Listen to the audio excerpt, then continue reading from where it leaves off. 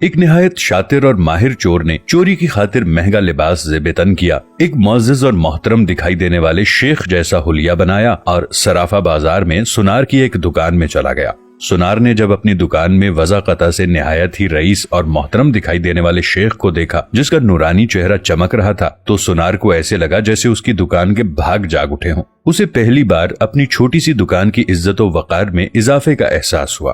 سنار نے آگے بڑھ کر شیخ کا استقبال کیا۔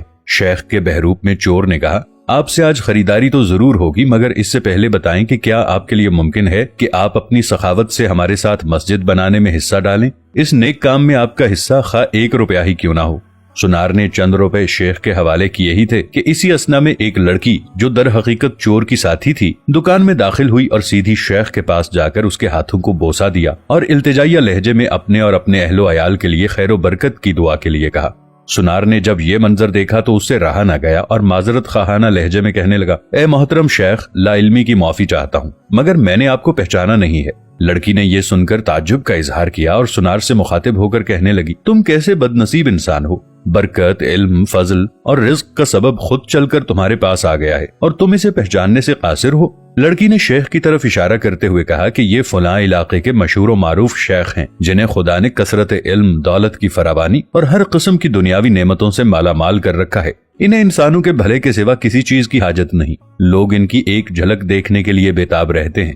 سنار نے شیخ سے معافی مانگتے ہوئے کہا، شیخ صاحب، میں معافی کا طلبگار ہوں، میرا سارا وقت اس دکان میں گزرتا ہے اور باہر کی دنیا سے بے خبر رہتا ہوں، اس لیے اپنی جہالت کی وجہ سے آپ جیسی برگزیدہ ہستی کو نہ پہچان پایا۔ شیخ نے سنار سے کہا، کوئی بات نہیں، انسان خطا کا پتلا ہے، غلطی پر نادم ہونے والا شخص خدا کو بہت پسند ہے۔ تم ایسا کرو، ابھی میرا یہ رومال لے لو اور 7 دن اس سے اپنا چہرہ پونچھتے رہو۔ 7 دنوں کے بعد یہ رومال تمہارے لیے ایسی برکت اور ایسا رزق لے کر آئے گا جہاں سے تمہیں توقع بھی نہیں ہوگی۔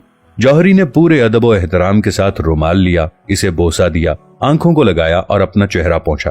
ایسا کرتے ہی وہ بے ہوش ہو کر گر پڑا۔ اس کے گرتے ہی شیخ اور اس کی دوست لڑکی نے سنار کی دکان کو لوٹا اور وہاں سے فوراً رفو چکر ہو گئے۔ اس واقعے کو جب 4 سال گزر گئے اور سنار رو دھو کر اپنا نقصان بھول چکا تو 4 سال کے بعد پولیس کی وردی میں ملبوس 2 اہلکار سنار کی دکان پر آئے۔ ان کے ساتھ وہی چور شیخ تھا جس کو ہتکڑیاں لگی ہوئی تھی۔ سنار اسے دیکھتے ہی پہچان گیا۔ ایک پولیس والا سنار کے پاس آ کر پوچھنے لگا، کیا آپ اس چور کو جانتے ہیں؟ کیونکہ آپ کی گواہی سے ہی اسے سزا ہو سکتی ہے۔ سنار نے کہا، کیوں نہیں، اس نے فلاں طریقے واردات سے مجھے بے ہوش کر کے میری دکان لوٹ لی تھی۔ پولیس والا شیخ کے پاس گیا اور اس کی ہتکڑی کو کھولتے ہوئے کہنے لگا، تم نے جس طرح دکان لوٹنے کا جرم کیا تھا ٹھیک اسی طرح سے وہ ساری کارروائی دہراؤ تاکہ ہم طریقہ واردات کو لکھ کر گواہ سمیت جج کے سامنے پیش کر کے تم پر فرد جرم عائد کروا سکیں۔ شیخ نے بتایا کہ میں اس طرح داخل ہوا اور یہ کہا، اور میری مددگار لڑکی آئی، اس نے فلاں بات کی، پھر میں نے رومال نکال کر دکاندار کو دیا۔ پولیس والے نے جیب سے ایک رومال نکال کر شیخ کو تھمایا۔ شیخ نے سنار کے پاس جا کر اسی طریقے سے اسے رومال پیش کیا۔ پولیس والا سنار سے کہنے لگا، جناب آپ بالکل ٹھیک اسی طریقے سے رومال کو چہرے پر پھیریں جس طرح اس دن پھیرا تھا۔ سنار نے ایسا ہی کیا اور وہ پھر سے بے ہوش ہو گیا۔